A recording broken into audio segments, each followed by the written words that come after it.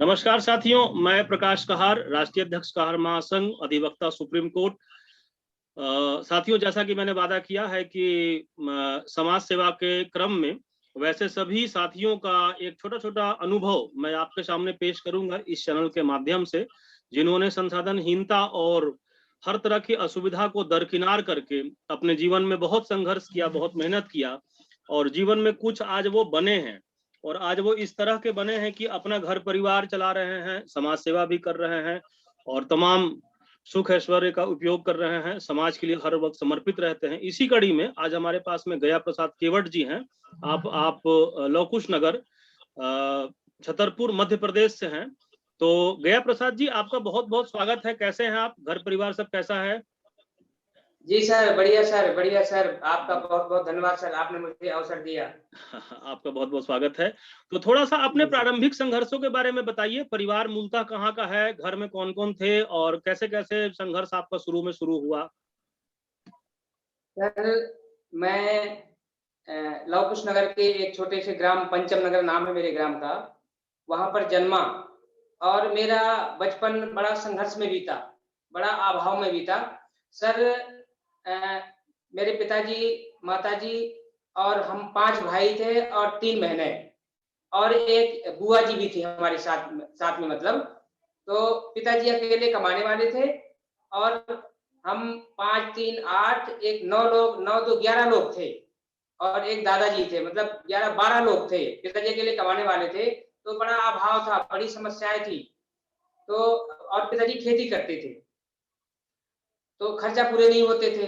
फिर सर क्या हुआ कि मैं बचपन से पढ़ाई करता था और पढ़ाई करते-करते सर मैंने सोचा मैंने क्या करूँ, क्या ना किया जाए, तो ऐसे मैंने रिश्तेदारों के यहाँ देखा कि लोग मछली पकड़ने का काम करते हैं। तो सर मैंने कुछ पैसे इकट्ठे किए और इकट्ठे करके और अपने मझले भाई को साथ में लेकर के हम लोग नदी जाते थे। तो नदी में तो वो डर लगता है, छोटे थे हम लोग, तो नदी में हमने उसको जाल डलवाया और हम जी दोनों जी लोग साथ लेट जाते थे। जी जी। तो कुछ दिन मैंने उसके साथ लेटा नदी में और मैं पढ़ाई करता था, तो वो कुछ काम करने लगा तो उससे भी आमदनी होने लगी सर। ऐसे होते-होते सर मैं पढ़ाई करता रहा और एक समस्या आ गई बीच में मेरी शादी ना मेरे पिताजी ने बचपन में मतलब मैं 8 5 13 साल का था, 8वीं में पढ़ता था। उस समय मेरी शादी हो गई। तो ये शादी भी हो गई, फिर एक खर्चा और बढ़ गया। फिर ऐसे होते-होते मैं पढ़ाई करता रहा। मैंने बीए तक पढ़ाई करी छतरपुर से। पहले गाँव से करी, फिर इसके बाद अपने बछौन से, फिर लवकुश नगर से, फिर छतरपुर से। और छतरपुर में मैंने पढ़ाई लवकुश नगर में पढ़ाई की ना मैंने, तो सर मैं कोचिंग पढ़ाता था बच्चों को। कोचिंग पढ़ाता था और वो सब्ज़ी नहीं होती थी ना, तो सर चने का साग तोड़ के लाता था खुद मैं। जी जी जी। और जी, फिर मैं सर उसको बनाता था और हमारे यहाँ क्या है उस समय गेहूँ नहीं होता था। अब तो थोड़ा होने लगा है। उस अच्छा। समय ज्वार होती थी, ज्वार सर। तो अब ज्वार का आटा लाता था, वो ज्वार की रोटी सर बनती नहीं है। तो मैं किसी प्रकार से उसको बनाता था और ऐसे करके किसी प्रकार से बसर करके मैंने यहाँ की 12वीं तक की पढ़ाई करी। फिर बीए करना था, तो मैं छतरपुर गया। तो छतरपुर जा कर के सर मैंने क्या है एक मंदिर, नरसिंह मंदिर है छतरपुर में। तो उस मंदिर में सर मैंने रह करके उनकी पुजारी जी की सेवा करी और मंदिर की साफ-सफाई करी, तो वहाँ मुझे खाना-पीना मिल जाता था और रहने का जुगाड़ बन जाता था सर। और वहाँ भी मैं कोचिंग पढ़ाता था। तो कोचिंग से सर जो फीस वगैरह होती थी, तो वो खर्चा पूरा हो जाता था। तो ऐसे करके सर मैंने बीए तक पढ़ाई करी और बीए फाइनल कर रहा था कि उस समय ग्राम पंचायतों में पंचायती राज व्यवस्था के तहत पंचायत सचिव की नियुक्ति होनी थी। तो वो जी हमारे यहाँ के सरपंच थे, तो वो आए बोले कि यार तुम्हारी नौकरी लगवानी है। मैंने कहा ठीक है, लगवा दो। तो वो 500 रुपए सैलरी हुआ करती थी सर उस समय और 500 रुपए सैलरी वो भी मिलती थी 2-2 साल 3-3 साल बाद। तो हम लोग 30-35 किलोमीटर है हमारा गाँव यहाँ लवकुश नगर से। जी तो हम लवकुश नगर वहाँ अपने गाँव से सर लवकुश नगर आते थे साइकिल से। तो उसमें ऐसा था सर महीने में 1 आध 2 मीटिंग हुआ करती थी और काम ज़्यादा नहीं हुआ करता था, 500 रुपए मिलता था मानदेय। ऐसे होते-होते सर फिर क्या हुआ कि गाँव में थोड़ी मैं नौकरी करता था सर, तो ये थोड़ी गाँवदारी से जुड़ी नौकरी होती है, तो एक यादव मेरे पीछे पड़ गया सर। यादव बहुल गाँव है मेरा सर। जी। तो उसने सर क्या किया कि सेटिंग करी एक आदिवासी लड़की से, उसने कहा कि इसको 76 लगवाना है, 3 से 76। तो वो लड़की बेचारी रात में आई 12 बजे, सबकी नज़रें बचा करके, तो मेरी मिसेज़ से बताया कि वो मुझे 20,000 रुपए दे रहा था और मुझे ऐसे-ऐसे कह रहा था। तो मैंने कहा यार अब यहाँ रहना ठीक नहीं है। तो फिर मैंने बरसात में सर अपना सामान-वामान ट्रैक्टर में भरवाया और भरवा करके मैंने पलायन किया अपना लव कुश नगर के लिए। तो यहाँ सर आया और यहाँ मैंने किसी प्रकार से अपना रूम लिया और रूम में रहने लगा। रहते-रहते सर मेरा सबसे छोटा भाई था मेरे साथ में, तो थोड़ा-सा वो भी कुछ काम-वाम करने लगा। तो ऐसे करके कुछ पैसे कमाए और कमा करके हमने एक कच्चा छोटा-सा मकान लिया 40,000 का। फिर इसके बाद में बगल में मकान उसी का पड़ा था प्लॉट एक, तो वो प्लॉट भी हमने खरीद लिया। फिर अब धीरे-धीरे करके सर मेरा छोटा भाई बैंकिंग जो ग्राहक सेवा केंद्र होता है स्टेट बैंक का, जी, सर जी, जी। उसको मैंने खुद दिलवाया। किसी प्रकार से 8,000 रुपए रिश्वत लगी थी उस समय सर। तो ऐसे किसी प्रकार से और एक मशीन लेनी होती थी, वो सब लेकर के 8,000 रिश्वत दे करके हमने वो अपना करवा लिया। करवा लिया तो ये पहले गाँव-गाँव जाता था तो कभी 100-50 रुपए कमा के ले आता था, तो उससे थोड़ा-सा सपोर्ट मिलने लगी। फिर धीरे-धीरे करके सर मेरा भांजा एक आया, भांजा ही रहता था, तो वो बड़ा हुआ। तो उसको भी एक बैंक खुलवा दिया। फिर एक भतीजा हुआ उसको भी खुलवा दिया। फिर मेरे 2 बच्चे हैं सर उनको भी खुलवा दिया। तो इस प्रकार से सर अब सब लोग कैश बैंकिंग कर रहे हैं और बढ़िया सर मकान है, 2 हमारे पास 2 गाड़ियाँ हैं और बहुत बढ़िया सर सब कुछ। बड़ी बेटी है मेरी, 2 बच्चे हैं, तो बड़ी बेटी की शादी करनी है, बच्चे शादी के लिए अभी शेष हैं। तो सर एकदम बढ़िया फर्स्ट क्लास चल रहा है। तो ऐसे मेरा जीवन का थोड़ा-सा जी, रहा। जी, बहुत अच्छा लगा कि आप बहुत नीचे से शुरू किए और आज इस पोज़ीशन पे पहुँचे हैं। अच्छा, समाज के जी, वैसे जी। लोगों को आप कैसे संदेश देना चाहेंगे जो ये कहते हैं कि गरीबी में हैं तो पढ़ाई नहीं कर सकते, आगे नहीं बढ़ सकते, हमारे पास तो संसाधन नहीं है, कोई बताने वाला नहीं है, घर में बिजली नहीं है, माँ-बाप अनपढ़ हैं या पैसे वाले नहीं हैं, उनको आप कैसे संदेश देना चाहेंगे? सर क्या है जहाँ चाह रहा वहाँ राह। जहाँ पर चाह है सर वहाँ राह मिल ही जाती है। तो ऐसा कुछ नहीं है, अभाव कितना भी हो, समस्याएँ कुछ भी हो, सर अगर हमने ठान लिया, अगर हमने चाहत कर ली कि हमें पढ़ाई करनी है, तो सर हम कर लेते हैं।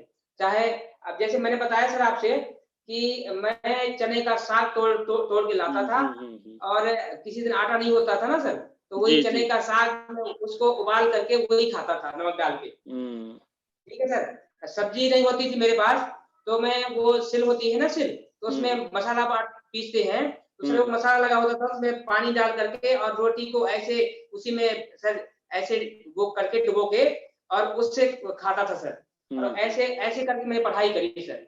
तो पढ़ाई करने के लिए और आगे बढ़ने के लिए सर अभाव बिल्कुल कदापि बाधित नहीं है। ये बाधित सर नहीं। हमारे दिमाग का कीड़ा है कि जी, हम लोग जी। कहते हैं कि अभाव की वजह से नहीं हो सकता, सब हो सकता है सर। चलिए साथियों, हम लोग देख सकते हैं कि कैसे गया प्रसाद केवट जी ने एक रोटी और मसाले की बात बताई, चने के साग की बात बताई और ज्वार की रोटी की बात बताई। तो साथियों, ये सब उदाहरण है इन संघर्षों का कि अगर कोई इंसान ठान ले, तो वो कहाँ से शुरू करके कहाँ खत्म करेगा, ये इंसान को तय करना है। प्रकृति हमेशा आपका साथ देगी। अच्छा, महासंघ से बिल्कुल। कैसे परिचय आपका हुआ?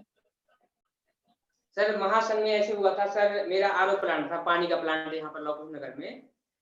तो राम गोपाल जी को पानी चाहिए था कोई संगठन की मीटिंग के लिए। तो इन लड़के को भेजा, तो मैंने वापस कर दिया। मैंने कहा पैसे जमा करो। बोतल के खाली बोतल के पैसे जमा करने पड़ते हैं, नहीं तो वो लोग पैसे नहीं देते, बोतल बिका जाते हैं। तो ऐसे करके तो ये वहाँ गए और क्या हुआ कि उनके बेटों को मैंने वापस कर दिया। वो चले गए, जाने के बाद में फिर वापस आए पैसे लेकर के। तो उनने बच्चों ने मेरी बात कराई उनसे। बात कराई तो मैंने कहा आप कौन हैं? वो बोले कि मैं रामगोपाल गायकवाड़ हूँ और मैं इसका जिलाध्यक्ष हूँ कहार महासंघ का।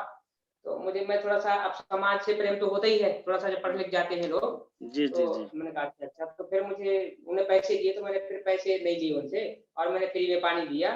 फिर बोले फिर बाद में जब ये पानी-वानी हो गया मीटिंग होनी थी तो उन्होंने फ़ोन किया बोले कि आ जाओ मीटिंग में थोड़ा-सा।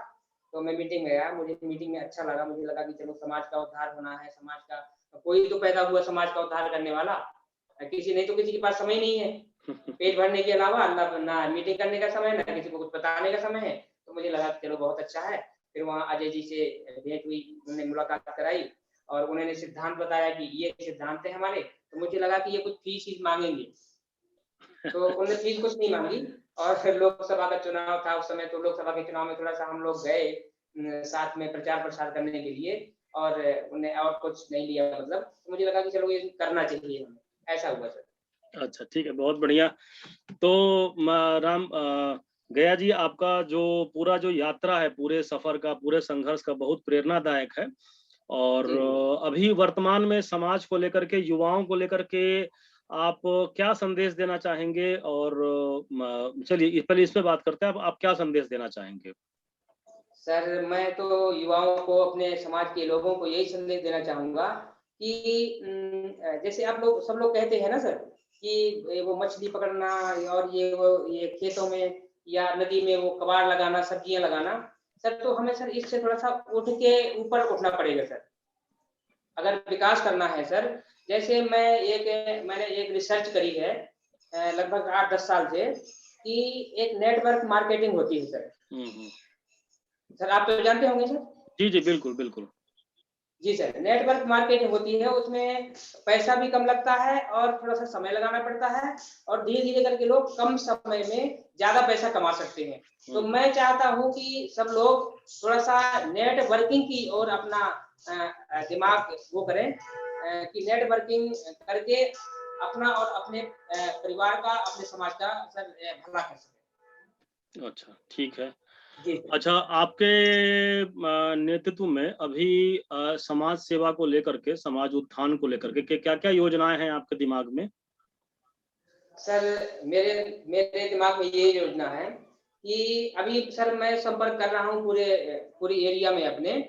लॉकडाउन में भी सर हम लोग जाते हैं सोशल डिस्टेंसिंग का पालन करते हुए और लोगों से मिलते हैं। तो हमारा सबसे पहला मुद्दा है कि लोग शिक्षित हों। जैसे हमारे लोग क्या है, नदी किनारे रहते हैं। नदी किनारे रहते हैं तो वो अब आजकल जैसे वो सब्जी लगाए हैं नदियों में, तो सब लोग, मैं बच्चों को नदियों में लेकर के चले जाते हैं सर। पढ़ाते नहीं है तो हम उनको बताते हैं कि भैया पढ़ाइए, ठीक है? अगर बच्चे शिक्षित होंगे तो आपका जीवन सार्थक हो गया। अगर बच्चे शिक्षित नहीं होंगे तो जैसे आप लोग ये नरक की ज़िंदगी जी रहे हैं, यही ज़िंदगी जिएँगे।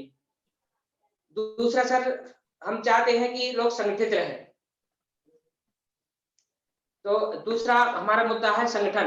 तो ये जैसे 42 उपजातियाँ हैं अपनी, तो 42 उपजातियों को एकत्रित करने के लिए हमारा सर हम कोशिशरत हैं। हम उनको बताते हैं, जैसे गाँव के लोग होते हैं, हम कहते हैं कि वो कहते हैं कि हम रैकवार हैं और हमारे लोग कहते हैं हम केवट हैं। तो ये कहते हैं, हमारे केवट कहते हैं कि हम बड़े हैं और ये रैकवार लोग छोटे हैं। और जब उनसे पूछते हैं तो वो कहते हैं कि हम बड़े हैं, ये छोटे हैं। फिर हम जब दोनों से पूछते हैं ना, हम किसने बताया कि बड़ा छोटा कौन है? तो बताते हैं कि हमारे गुरुजी ने बताया। इनको बता दिया कि आप बड़े हो, उनको बता दिया कि आप बड़े हो। ये मेरे दादाजी की स्टोरी है। मेरे दादाजी एक लीमड़ बाबा नाम के कहार थे हमारे गाँव में। तो हमारे दादाजी बताया करते थे कि ये भी अपने हैं। मतलब उनको अपना तो कहते थे, लेकिन हमने कहा तो दादाजी ये हमारे शादी संबंध क्यों नहीं होते? तो बोले कि नहीं, ये शादी संबंध नहीं होते इसलिए कि ये हम बड़े हैं इनसे, ये हमसे छोटे हैं। तो मैंने कहा अच्छा किसने बताया आपको? तो उन्होंने बताया कि हमारे गुरुजी ने बताया। मैंने कहा चलो ठीक है। फिर हमने सर उनसे पूछा, दूसरे दादाजी से जो रैकवार थे, कि वो बोले कि हम बड़े हैं। मैंने कहा कि आपको बताया किसने? ये कह रहे हैं कि हम बड़े हैं, ये कह रहे हैं हम बड़े। तो बोले कि हमारे गुरुजी हैं एक शिरोत्तम शुक्ला जी, तो उनने बताया। वो बोले कि हमको भी उन्हीं ने बताया कि हम बड़े हैं। उन्होंने बताया कि हमको भी मतलब, तो बोले कि उन्होंने ये कहा था किसी को बताना नहीं। तो ऐसे सर ऐसा चलता है। तो हमारा विचार है कि हम वो ये सब बताते हैं कि हम एक ही माँ-बाप की जाए हैं, एक ही माँ-बाप की संतान हैं। ये तो लोग अपने काम की वजह से हम लोग, कुछ लोग जैसे नदियों तक सीमित हो गए और और ये रैकवार लोग तालाबों में चले गए, थोड़ा-सा शहरों में चले गए। तो बस यही भिन्नता है और कुछ नहीं है सर। तो तीसरा हमारा संघर्ष। जी सर, तीसरा संघर्ष। अगर हम सर इस चीज़ में क्या है, लोग देखिए सर, हम लोग जाते हैं, जाने के बाद में उनको लगता है कहीं ऐसे संगठन है कि पैसे लेते हैं, तो उनको लगता है कि कहीं ये पैसे कुछ माँगने वाले हैं, ठीक है? तो लोग डरते भी हैं। लेकिन सर मेरा मेरा मानना है कि अगर हम लोग लगे रहें, तो हमारे यहाँ एक कहावत है कि घन होता है ना, घन, घन घिसते-घिसते कुल्हाड़ हो जाता है। ठीक है, जो वो सब जैसी कहावत है ना कि रसरी आवत जाती सिल पर होते जान, अगर हम लगे रहेंगे तो जरूर जीत जाएंगे सर। ठीक है। तीसरा सर वर्तमान में जिए, वर्तमान में जिए। सर हम क्या है कि हम उसी पुरानी जिंदगी में जी रहे हैं। अगर हमारे पुराने दादा लोग नदियों में जी रहे थे, ठीक है, तो हम लोग सर उसी नदी में जी रहे हैं। अब वर्तमान में रेत उत्खनन बाउंड्री रेत निकाल ली, हमारे लोगों ने सब्जियां लगाई सर वहां नदी के रेत में, और वो रेत उत्खनन वाले रेत भर के ले गए। अब वहां रो रहे हैं, कह रहे हैं कि भाई सब सब्जी भर ले गए। अब उन्होंने ठेका करवा लिया सर, हमारे अंदर संगठन नहीं है, तो हमें थोड़ा सा और ऊपर आना चाहिए ना सर। हम चलिए वो नहीं कर सकते तो हमें खरीद करके सब्जी बेचनी चाहिए। लेकिन सर लोग वर्तमान में नहीं, हम उसी पुराने धंधे में चल रहे हैं। ये थोड़ा-सा मुझे लगता है कि थोड़ा लोगों को ऊपर उठ के सोचना चाहिए। तीसरा सब ये सर बहुत बड़ा मुद्दा है व्यसन। हमारे लोग जैसे लोग कहते हैं सर कि हमें मछली पालन करते रहना चाहिए, हमें ये पुराने काम अपने करते रहना चाहिए, ठीक है? लेकिन सर ये करना तो ठीक है, पैसे तो आ जाते हैं इससे, लेकिन इससे इसका इसका संबंध सर व्यसनों से है। लोग ये जो मछली पकड़ने वाले होते हैं ना, सर ये दारू पीना सीख जाते हैं। सर ये गुटखा और बीड़ी और ये तंबाकू और ये जाने दुनिया के जितने नशे होते हैं सर, ये सब करना सीख जाते हैं, और इससे उनकी जिंदगी की 80% कमाई चली जाती है सर। अभी मैं गया था, अभी मुश्किल से 3-4 दिन देखिए हुआ। गया जी, क्या है जी कि सर। कोई भी पेशा अपने आप में खराब नहीं होता है, चाहे वो मछली पकड़ना हो, चाहे वो जी, जी। कोई भी काम करना हो। रह गया नशा करना नहीं करना, वो हर व्यक्ति का अपना प्राथमिकता होता जी। है ना? जी जैसे सर, जी अब सर। नशा करने वाले तो कई दूसरे काम भी करते हैं, तो काम को हम गलत नहीं जी, बोल सकते। भाई मछली पकड़ना है तो आप उसको वैज्ञानिक ढंग से कीजिए, मछली पकड़ने का स्थान जी, पे जी, और भी 4 काम कीजिए, नशा मत कीजिए, बच्चों की पढ़ाई पे बिल्कुल ध्यान सर, दीजिए। चलिए, आपसे बात करके बिल्कुल। बहुत अच्छा लगा, काफ़ी कुछ सीखने समझने को मिला है। आप बिल्कुल संसाधनहीन जगह से आए हैं, लेकिन आपने अपने व्यक्तिगत संघर्षों से, आपने अपने मेहनत से, जुझारूपन से, तमाम चीज़ों से अपने आप को अपने बहुत ऊपर उठाया है, और आज आप सिर्फ अपने परिवार का नहीं बल्कि पूरे समाज का आप ख्याल रख रहे हैं, ये बहुत अच्छी जी। बात है। उम्मीद है कि आज के युवा आपसे बहुत कुछ सीखेंगे और उनको अच्छा लगेगा, उनको आपसे प्रेरणा मिलेगा। उम्मीद है आपको भी मुझसे बात करके ठीक लगा होगा, अच्छा लगा होगा। आपका बहुत-बहुत बिल्कुल सर, धन्यवाद। बिल्कुल। गया प्रसाद जी, आपका धन्यवाद बहुत-बहुत आपको भी। धन्यवाद, आपका बहुत-बहुत आभार। मैं आभारी हूँ कि आपने इतना समय दिया। और दर्शकों, अगर ये वीडियो आपको ठीक लगे तो लाइक कीजिए, कमेंट्स कीजिए, शेयर कीजिए, चैनल को सब्सक्राइब कीजिए, इसको अधिक से अधिक लोगों तक पहुँचाइए, और इसी तरह का हर महासंघ जो है आप सभी के सेवा में हम